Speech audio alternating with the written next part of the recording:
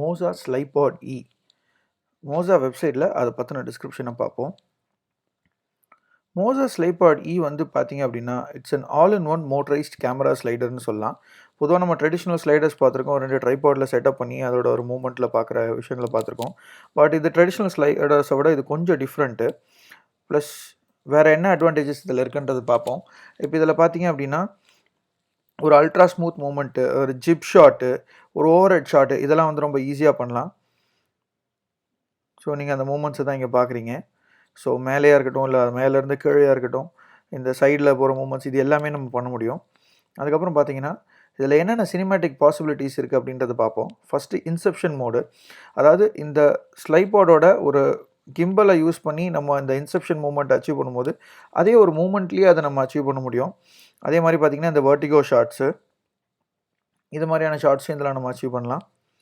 Fixed point follow focus. அதாவது பார்த்தீங்க அப்படின்னா, ஒரு ஷாட்டு அதையே வந்து அந்த பாயிண்ட்டையே அந்த ஆப்ஜெக்டையே ஃபோக்கஸ்லேயே வச்சு கர்வி ஷாட்டாக இருக்கட்டும், இல்லை எதுவாக இருக்கட்டும், ஒரு கிம்பலையும் இந்த ஸ்லைபாடையும் ஒன்றா யூஸ் பண்ணி அந்த மாதிரியான ஷாட்ஸை நம்ம அச்சீவ் பண்ண முடியும். Wide range shooting. ஸோ கிம்பலை வந்து நம்ம வந்து வெர்டிக்கலாக இது மேலே மவுண்ட் பண்ணிவிட்டு எப்படிப்பட்ட ஷாட்ஸ் எடுக்கலாம், அதோட கவரேஜ் எவ்வளோ ரேஞ்ச் என்ன அப்படிங்கிறத இந்த ஷாட்டில் நீங்கள் பார்க்கலாம். அதுக்கப்புறம் பார்த்தீங்கன்னா, accurate position and speed control.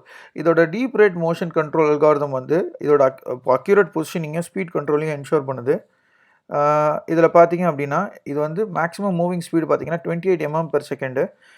Minimum moving speed பார்த்தீங்கன்னா 0.15 mm/s. ஸோ இதோட எக்ஸ்டென்ஷன் அண்ட் ரெட்ராக்ஷன் ஸ்பீடை வந்து நம்மளால் கண்ட்ரோல் பண்ண முடியும். இதை ஆப்ஷனல் ரிமோட் அக்சஸரி வருது. இந்த ரிமோட் அக்சஸரி யூஸ் பண்ணியும் நம்ம வந்து கண்ட்ரோல் பண்ண முடியும் மூமெண்ட்டை. அப்படி இல்லைனா மோசா மாஸ்டர் ஆப் மூலமாகவும் இதை நம்ம கண்ட்ரோல் பண்ண முடியும். ரெண்டுமே ப்ளூடூத் மூலமாக ஒர்க் ஆகுது. அதுக்கப்புறம் பார்த்தீங்கன்னா, precision power at your fingertips. அதாவது இது வந்து பார்த்தீங்க அப்படின்னா, வெர்டிக்கலாக வந்து 9 kg பேலோட சப்போர்ட் பண்ணுது. ஹரிசாண்டலாக 4 kg பேலோட் சப்போர்ட் பண்ணுது. இதோட டார்க் எவ்வளோ ப்ரொடியூஸ் ஆகுதுன்னு பார்த்தீங்கன்னா 1 Nm ஆஃப் டார்க். அதாவது பார்த்தீங்க அப்படின்னா, இது 0லேருந்து 10,000 RPM வந்து ஜஸ்ட் 10 மைக்ரோ செகண்ட்ஸில் வந்து இதை அச்சீவ் பண்ணுது, அக்சலரேஷன் அச்சீவ் பண்ணுது. So 1 nm torque. இதோட க்ரியேட்டிவ் மூமெண்ட்ஸ் வந்து ரொம்ப ஈஸியாகவே நம்ம அச்சீவ் பண்ணலாம் மோசா மாஸ்டர் ஆப் மூலமாக. அதுலேயும் டிஃப்ரெண்ட் ஆப்ஷன்ஸ் இருக்குது. செக்மெண்டேஷன், ஸ்டெப்பு, கிரேடியன்ட் ஸ்டெப்பு அப்படிங்கிற மாதிரி டிஃப்ரெண்ட் ஆப்ஷன்ஸ் வந்து நம்ம மோசா மாஸ்டர் ஆப் யூஸ் பண்ணிக்கலாம். அதே மாதிரி இது வந்து ரொம்ப ஈஸியாக கேரி பண்ணலாம். இப்போ நம்ம ட்ரெடிஷ்னல் ஸ்லைடர்ஸ் பற்றிலாம் பேசணும். அதுக்குன்னு ஒரு ப்ராப்பரான பேகு இந்த மாதிரியான விஷயங்கள்லாம் வச்சு தான் நம்ம எடுத்துகிட்டு போகிற மாதிரி இருக்கும். அதுக்கு எக்ஸ்ட்ரா அக்சசரிஸும் தேவைப்படும். பட் இது ரொம்ப ஈஸியாகவே நம்ம கேரி பண்ண முடியும். இதுக்கு வந்து ஒரு போர்ட்டபிள் ரெயின் ப்ரூஃப் பேக் கொடுக்குறாங்க.